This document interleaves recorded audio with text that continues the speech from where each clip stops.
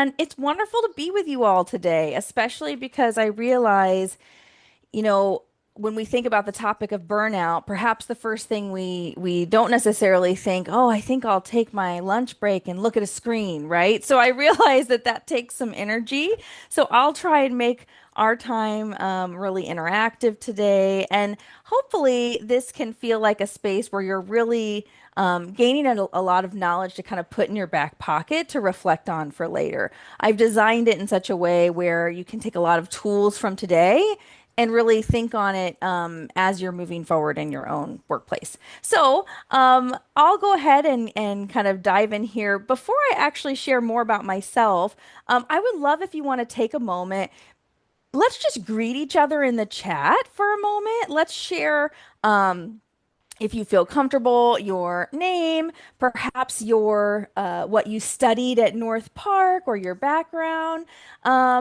And then I would love to hear something you're hoping to learn today, a question, something you're hoping to gain from our time together. So let's just take a minute and we'll just share here. And you can put it in the chat box.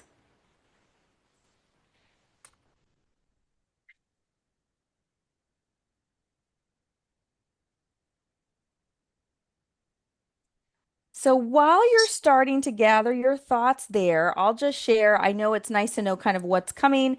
So this presentation today, we're going to spend the first 20 to 25 minutes just talking about what I like to call the three whats of burnout. A lot of people, the term gets thrown around a lot.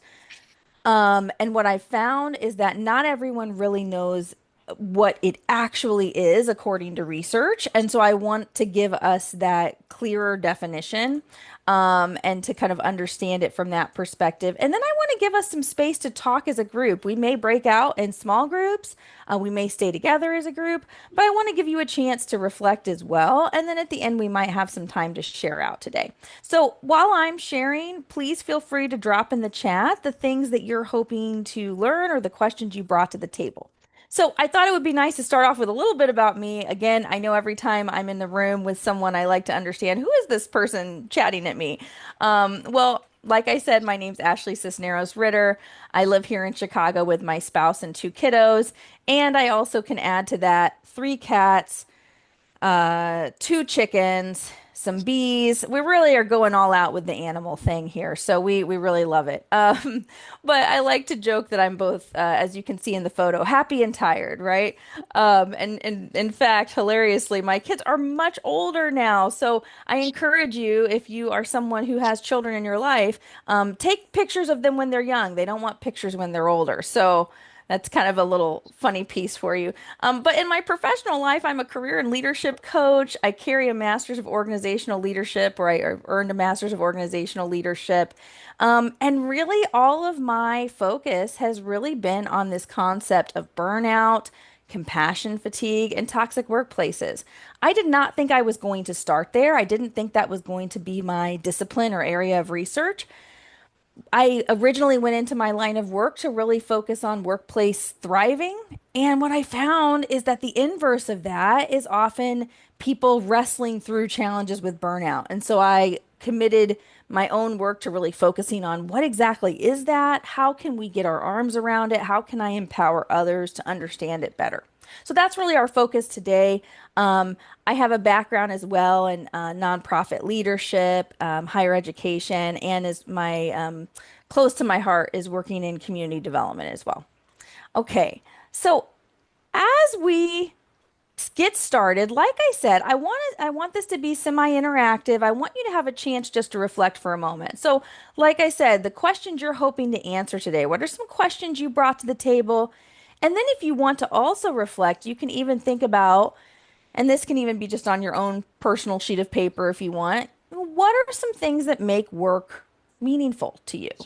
And that's something that, we're going to use later. So just kind of see if you can contemplate what are some aspects of your work that you find meaningful. While you're doing that, I'm going to take just a brief moment to look at the comments and share out some of what we're seeing there. Okay, so welcome, Helen. I love it. You had a double major in history and English. Welcome. And library media specialist in elementary school for almost 30 years. My librarian in elementary was so meaningful to me. I'm sure you were meaningful to many folks as well. Welcome, Alexis, current adjunct at North Park. That's right. And a nonprofit background. Welcome. Julie, great to see you again, Julie. And yeah, wanting to learn about the pre-signs. We will definitely talk about that. Very important. Grace. Hi, Grace. Good to see you again. And I think this is something that you have a comm and media studies background, and I have to say, I do know Grace is a Jill of all trades. So, welcome, Grace. It's good to see you again. All right. So, hopefully, you've taken a minute or so to start thinking about what makes work meaningful for you. I'm going to give you just 10 more seconds. Sometimes when we are in a workshop, there's so much information to process so quickly. I like to give some pauses. So if you haven't already, take a second and just write down one or two words that might be describe what makes work meaningful for you.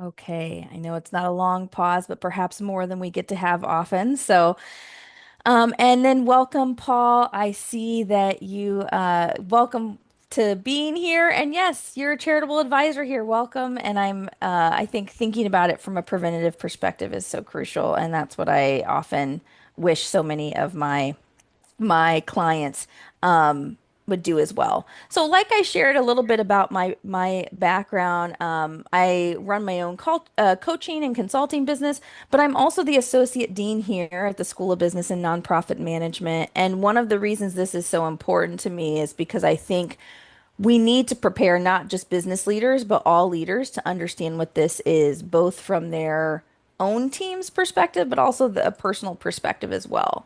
So, what is it? This is the first what of today. What actually is burnout? If you want to, go ahead in the chat box and share just if you had to describe burnout in one word, what do you perceive it as? A few words, 1 to 2 words. What do we think about it already? Oh, I'm not sure what happened there with my screen. So let's take just a few moments and put that in the chat.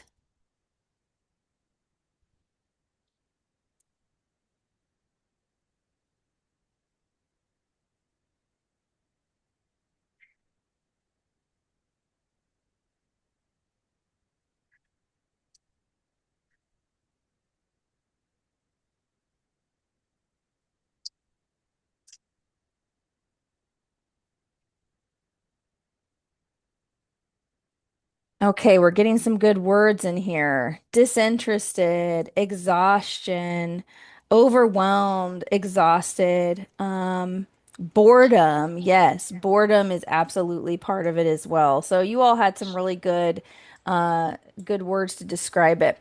So burnout actually is it's described in the ICD-11 as a syndrome that's conceptualized as resulting from chronic workplace stress that has not been successfully managed, characterized by 3 dimensions.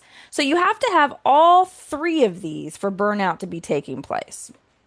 Right. Feelings of energy depletion and exhaustion, increased mental distance from one's job or feelings of feeling overly negative or cynical, and reduced professional efficacy.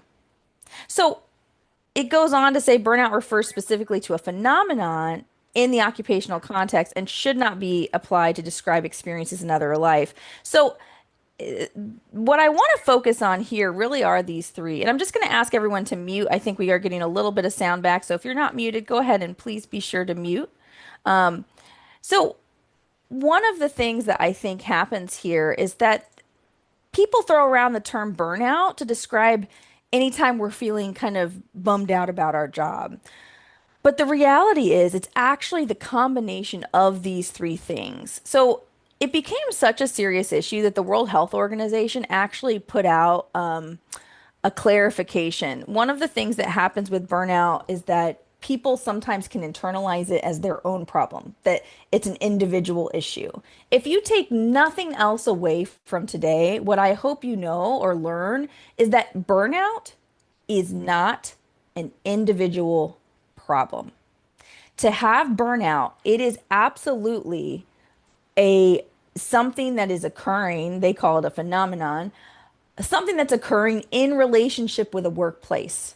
So burnout is connected to both the individual and it's a symptom of what's happening in the organizational environment. All right. So part of why the World Health Organization put out a clarification is because people started to feel kind of as though they was a personal failing of some sort, and it's not.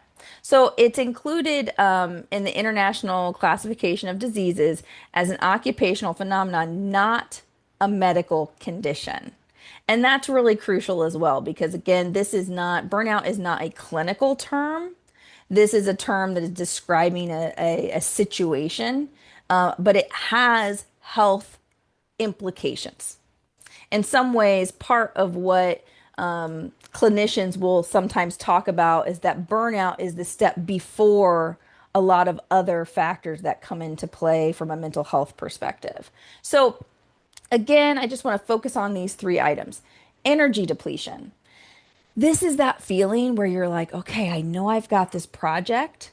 And perhaps you've experienced it in life where you wake up and you think, "Oh man, I'm going to work today, but I feel ready to tackle it," right? Even if it's a little difficult.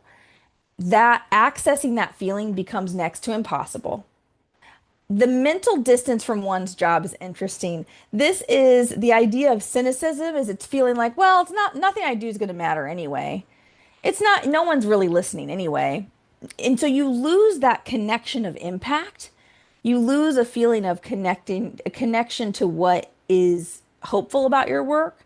And then the final piece is this reduced professional efficacy. This one's interesting because part of what happens there, it's almost like it becomes like a spiral or a self-fulfilling prophecy. You start to feel a lack of energy and a lot and more cynicism. Well, then that means your work product probably does start to suffer a little bit.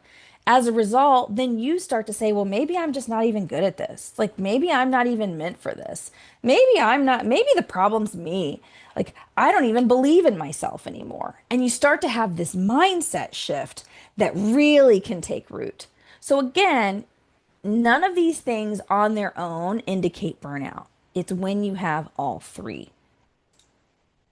So let's talk about what it's not, which I just kind of went over a little bit. What it's not a medical diagnosis. It's not a weakness.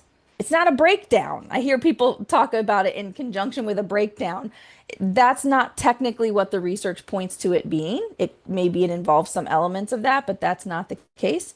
It's not the sole responsibility of the individual. And please hear me when I say it's not a lack of self-care. This is a big one for me because I think part of, again, what has happened with the concept of burnout. So we have organizations that tend to, again, place the blame on the individual. Well, they're not taking care of themselves or they need to practice better self-care. But the reality is burnout is the occurrence that's happening between the relationship of two parts, both the individual and the workplace. So the self-care piece is only one sliver of it. It's not the whole picture. I also really focus on that, I think, because, at this point I'm with hundreds of clients who are really wrestling with severe burnout, whether it be they've been working someplace for 25 years and they are not sure what's next, whether they've only been working for 5 years, but they have dealt with a severe burnout challenge. And the thing I see over and over again is a tendency to place a lot of blame on self and feeling that if they just did a little more self-care, or if they just drank more water, or if they just put in their journal to do more to learn an instrument or something. It would all get better. And what I want to encourage you is that you don't need another box to check as it relates to self-care. We're going to talk more about it, but that's not the sole part, that's not the sole origin of the problem. So hopefully you find that relieving. I just want to acknowledge a few other uh, folks wrote in on the chat, and I think it's great. Boredom and everything you're doing every day, unable to give your best effort, discouraged, hopeless feeling, running in place. Such good descriptors. So, and I think these images absolutely give the feeling of what it feels to be experiencing burnout. It's really tough. And sometimes even just accepting that one is having an experience of burnout is the hardest part, especially if you're used to being someone who can power through almost anything. That is absolutely what we see for a lot of folks. So let's talk about what drives it, because again, this is one of the things that is also misunderstood often by folks. So I'm going to take just a quick moment. If anyone has any thoughts or questions, feel free to drop them in the chat, and then I'm going to go ahead and jump into the what drives it part. Okay, I'm going to keep going here.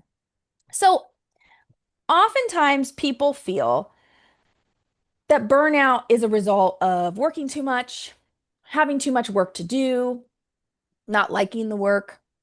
All of those might be contributing factors, but the core root of it is actually about chronic stress.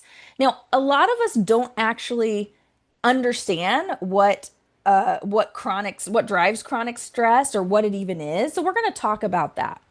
If you want to dive into more research on this, Dr. Christina Masloch is actually the leading researcher on this topic, and you can pull her materials. She's developed a lot of good tools, including some inventories. But she and her team developed these 6 drivers. So when I work with organizations and companies that bring me in to talk about, hey, we've got a burnout problem here, what do we do? The first thing I do is say, okay, well, let's take a look at these 6 drivers and see what is going on in your workplace that may be contributing to these. So, in the studies that they found, they were able to discern that these were the 6 primary factors present in workplaces of people dealing with burnout: unsustainable workload, perceived lack of control, insufficient rewards for effort, lack of supportive community, lack of fairness, mismatched values and skills. I want to focus for just a moment on the top 2. So, in their research, they found while all 6 mattered, the top 2 took the lion's share of what people named as the primary issue. Unsustainable workload is not just about too much work, it's also about a lack of clarity about your role. So it can often happen where you can be in situations where you feel like, oh, they're acting like that was my job. Was it my job? Am I supposed to do this thing? I don't know. I did last year, but maybe not this year. So also unsustainable workload is connected to a lack of clarity. And then, of course, perceived lack of control has a lot to do with power distance. If you need to have more autonomy over your job and you feel that there's someone in the ecosystem who's disrupting that ability to have autonomy, that is going to be a driver of slowly but surely building more and more chronic stress, which leads to burnout. I share this slide because one of the things that I have encountered, particularly with executive leadership clients, is this idea that stress is just like a mindset or invisible or air. Like, I think that there really has been a history of workplaces treating stress like it's not real. Like it doesn't, like because we can't see it, it doesn't exist. And so therefore we can just make it go away by kind of like closing our ears and going, do, do, do, do, do, it's not there, right? But the reality is, when the body is having a stress response, there are physical effects that come about from that. So, Mayo Clinic has studied this extensively and has directly linked people who are having chronic stress environments to things like one, more stress, so it builds on itself. Fatigue, insomnia, sadness, irritability, substance misuse, heart disease, high blood pressure, type 2 diabetes, and vulnerability to other chronic illnesses. So again, I share this to say that this is not like a stress is not just like something a sweet little soft snowflake feels when they're overwhelmed. It is an actual physical body response that can occur. And so we need to take stress and managing stress seriously. And Alexis, thank you. Yes, add the other items you listed there. There's so many more you could list. I also want to take a moment. I can't talk about burnout without talking about intersectionality and the aspects of our identity that we each carry.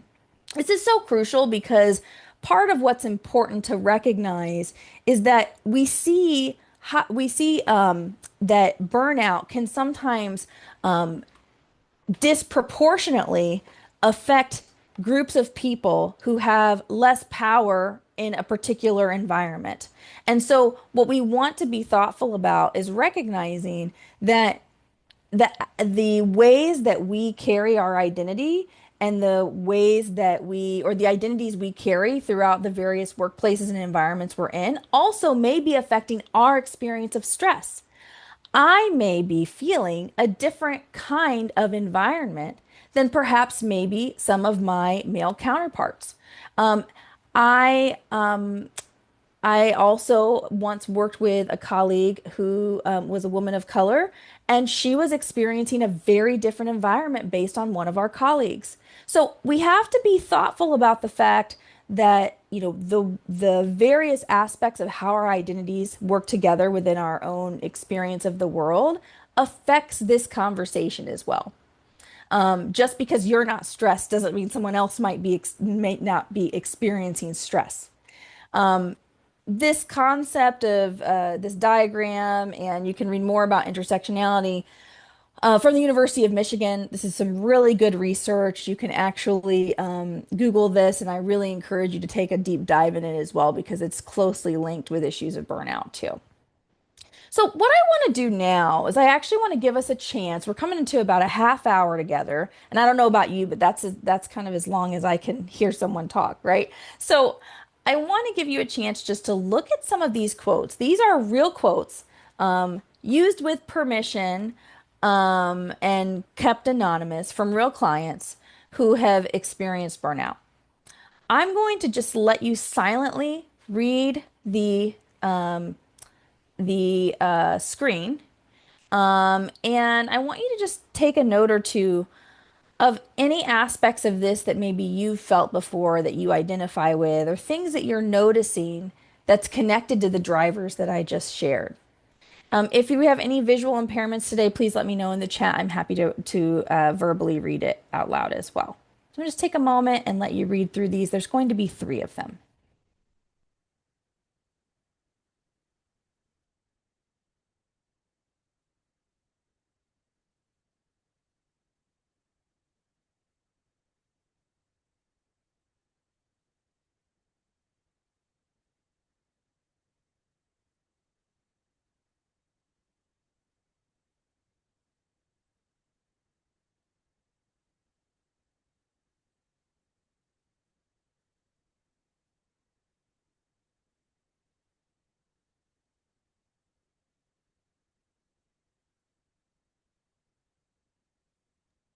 I'll read a part of each one before I change the slide.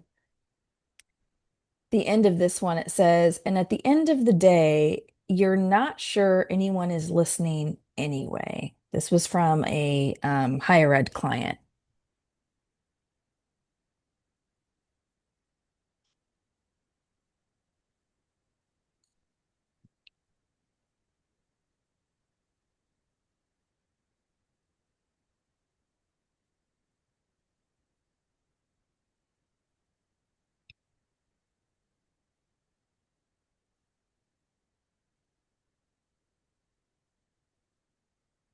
This one is from a corporate client, and the line that stands out to me is, I feel dread every day knowing that I'm climbing a mountain with no top.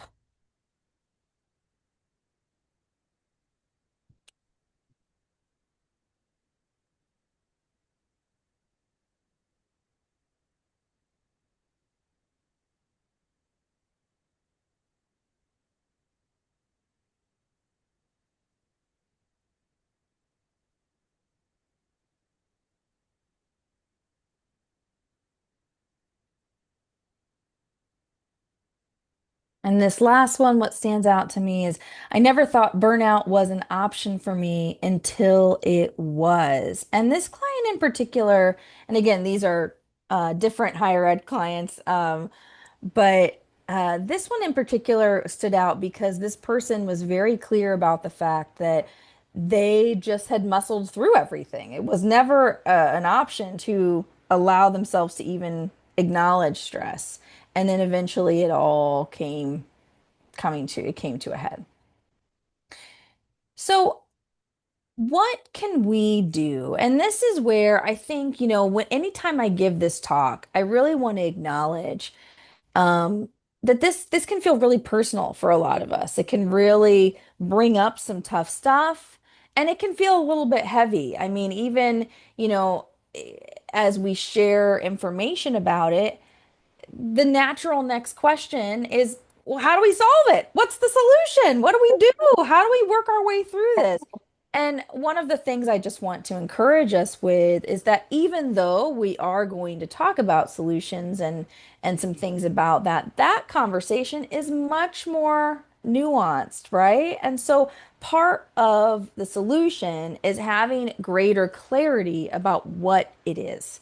And then part of that is you finding ways to develop your own solutions and thinking about organizational solutions as well. We all have different spheres of influence. So, I'm going to pause for a moment and just, well, actually, I'm going to go ahead and dive on in, and then I'm going to let us, I think I'd like to let us have some either group conversation time or a chance to ask more questions. So, um, part of what I want us to think about here, this goes back to what I shared before. The problem is not that we aren't trying. I think a lot of people feel like, oh no, now I've got to do more self-care.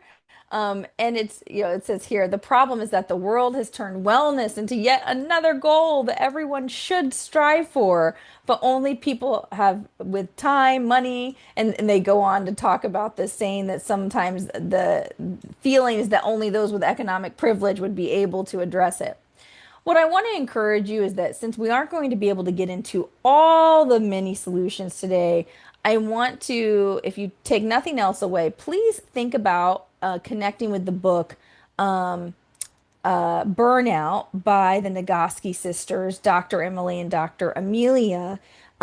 They have written probably the best book out there on all the research around what you can do to start solving challenges of burnout.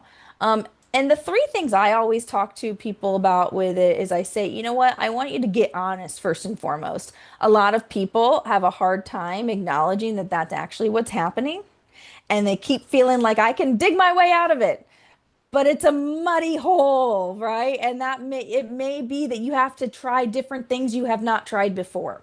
So you have to get really honest. And I actually, with all of my clients, I have them journal really specifically about what are the problems at their workplace that they think are not going to change, and what are the things that they can change, and to get really clear about that. So again, get honest, get clear, and the final one, get comfy. I'm not just telling you to wear pajamas, though that sounds great. Um, get comfy is realizing this didn't happen overnight, so it's not going to be solved overnight.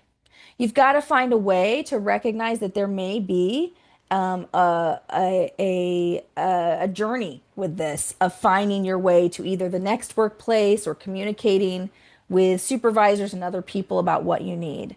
And that's okay for it to take a little time. One of the Even though I said it's not going to be solved overnight, one of the things I'll share is that, you know, we we often, a lot of the research does show that one of the key things to solve burnout is completely taking a halt from work, a full halt. And I realize that not many of us have the option to do that sometimes, and that's part of the difficulty. But a full ability to turn your brain off of work is actually going to start your body and brain will start to help regulate itself. And part of that is because again of this thing of stress. I want to share with you a little bit about chronic stress. I know there's a lot of information to take in, but I think after this I'm going to give us a chance to have some breakout groups. earlier when I was sharing that stress is not it's not just like a figment of your imagination. Um, we need to differentiate between what is a stressor and a stress. What is the stressor and what is the stress? So, in other words, a stressor is external. Stress is something you're experiencing internally.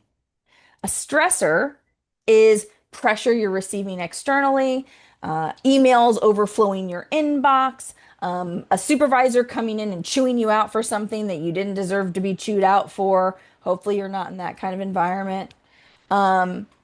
And then stress is the response that's happening internally in your body when you are experiencing that stressor.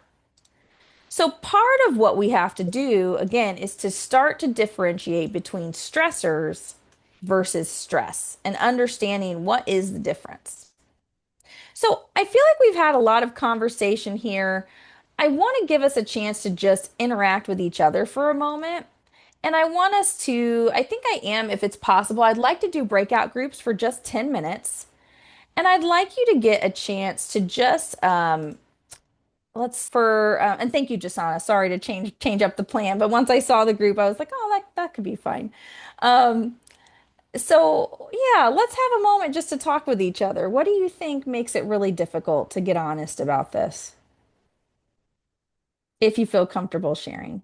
And actually, Jasana, I'm not sure if we could actually pause the recording, but I think that would be maybe a good idea. We can pause that part. And that way, if we share Mhm. it out, people's personal comments are kept private. Yeah, absolutely. Yeah, thank you, Ashley, for coming to the Compass Talk. Like I said, we have them every single month. So after I stop the recording and Ashley answers any last questions, I'll drop the link in the chat. So feel free to explore those. We try to cover a variety of different topics, and everyone is welcome. So I hope to see you at the next one.